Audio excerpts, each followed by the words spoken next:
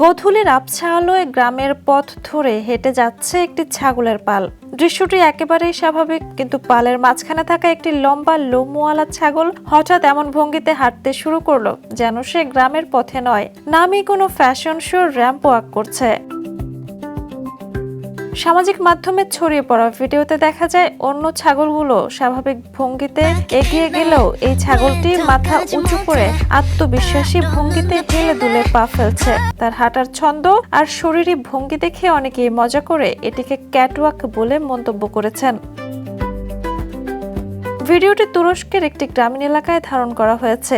এক রাখাল নিজের ছাগলের এই অদ্ভুত হাঁটার দৃশ্য ধারণ করে সামাজিক মাধ্যমে শেয়ার করেন। মন্তব্যের ঘরে কেউ ছাগলটির ফ্যাশন সেন্স নিয়ে মজা করেছেন, কেউ আবার এর হাঁটার ধরন নিয়ে নানা ব্যাখ্যা দিয়েছেন। তবে ভিডিওটি দেখে ছাগলটির কোনো শারীরিক সমস্যা রয়েছে এমন সিদ্ধান্তে পৌঁছানোর মতো নির্ভরযোগ্য তথ্য নেই। গ্রামের সাধারণ এক সন্ধ্যার দৃশ্যই শেষ পর্যন্ত হয়ে উঠেছে নেট দুনিয়ার হাসির খোরাক।